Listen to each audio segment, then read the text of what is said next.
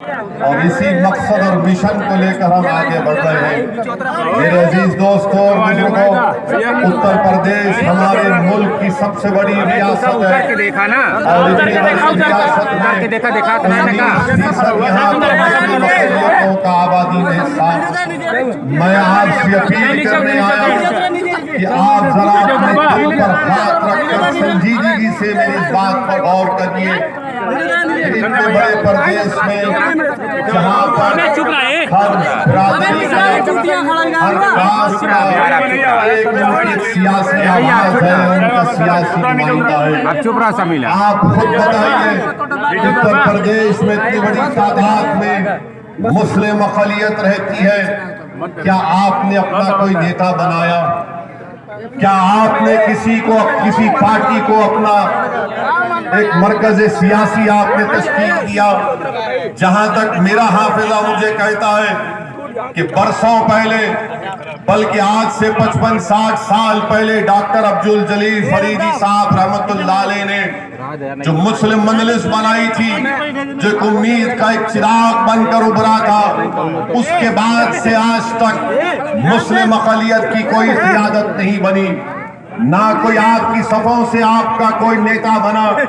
मजलिस यही चाहती है कि आपके दरमियान में किसी को एक नेता बनाया जाए, आपकी एक सियासी लीडरशिप को, क़यादत को मजबूत किया जाए, जो इन तमाम नाम निहाद सेकुलर पार्टियों से आज़ाद हो। और यही वजह अजीज दोस्तों और बुजुर्गों कि भारत की जमहूरियत की तल्ख़ हकीकत, मेरी बात को आप जान लो, भारत की जमहूरियत की तल्ख़ हकीकत यह है कि जिस समाज के पास उसका नेता होगा, उसी की आवाज को, उसकी तकलीफ को, उसकी मुश्किल को सुना जाएगा। जिस समाज का नेता होगा, उस समाज के नौजवानों के जज्बात, उनके ख्वाबों को पूरा किया जाएगा। जिस समाज का नेता होगा, वो अपनी माँ और बहनों की इज्जत का तहफ़्फ़ुज़ भी करेगा और उनको आगे तरक्की भी कराएगा। ये भारत की जमहूरियत की तल्ख़ हकीकत है।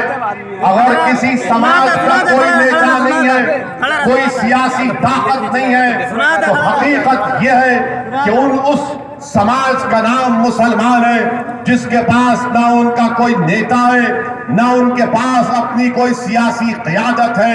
मजलिस यही बात का पैगाम आपको देने आई है। आप पूछेंगे कसदुद्दीन ओवैसी, तुम्हारी बात में सच्चाई क्या है, बताओ। मैं 2 मिसाल आपको दूंगा। हालिया 1 महीना पहले भारत के प्रधानमंत्री ने अपने मंत्रिमंडल में तब्दीली लाई और उत्तर प्रदेश से अनुप्रिया पटेल को मिनिस्टर बनाया। क्यों बनाया? क्योंकि मोदी जानते थे कि बगैर कुर्मी वोट के उत्तर प्रदेश के चुनाव में उनको फायदा नहीं हो सकता।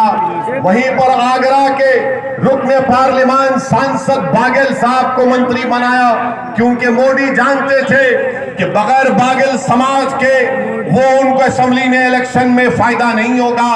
मेरे अजीज दोस्तों और बुजुर्गों, हमारा मामला यह है कि हमको डराया गया, खौफ दिलाया गया कि आप सिर्फ वोट डालने का काम करिए, मगर नेता मत बनिए। मजलिस आपको बताने आई है कि आपने वोट डाला, मगर आपको नेता बनने नहीं दिया गया। अगर मैं चार मीनार की गलियों से सुल्तानपुर को आया हूं, तो मेरा रब जानता है कि मैं अपनी मकबूलियत या अपनी अना की तस्कीन के लिए नहीं आया हूं। मैं अगर आया हूं तो सुल्तानपुर से मुझसे बेहतर मजलिस का एक क़ायद बनाना चाहता हूं, एक नेता बनाना चाहता हूं जो तुम्हारे जज्बात की तर्जुमानी कर सके। इस अजीम मकसद के लिए मैं आया हूं। मैं आपसे गुजारिश करने आया हूं मेरे अजीज दोस्तों और बुजुर्गों, हालात और वक्त का तकाज़ा ये है कि आपको एक होना पड़ेगा, आपको एक होना पड़ेगा। इससे कोई दूसरा रास्ता नहीं है। मिलेंगे, याद रखो मेरी इस बात को कि इत्तेहाद जिंदगी है, इंतशार मौत है। इत्तेहाद जिंदगी है और इंतशार मौत है। ये सुल्तानपुर की एक तारीखी सरजमीन है, यह औलिया अल्लाह की सरजमीन है। यहाँ पर बुजुर्ग हजरत अलाउद्दीन बल्खी, हजरत महमूद बल्खी, पांचों पीरन जिसको कहा जाता है, तारीखी सरजमीन। ये सुल्तानपुर की वो तारीखी सरजमीन जहां पर सन 57 की जंग आजादी के लिए यहां के उस वक्त के जिम्मेदारों ने कसम खाई थी कि वतन अजीज से अंग्रेजों को उखाड़ कर फेंकेंगे।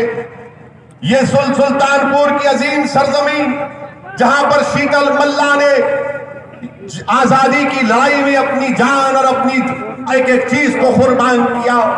आज बताओ आप, कहां है आपके नेता?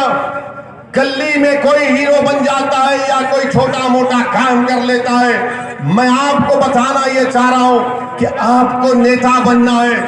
आप बरसों सिर्फ वोट डालते गए, कभी आपने कांग्रेस को वोट दिया, तो कभी आपने बीएसपी को वोट दिया, तो कभी आपने समाजवादी को वोट दिया। मैं आपको ये बताने आया हूं कि क्या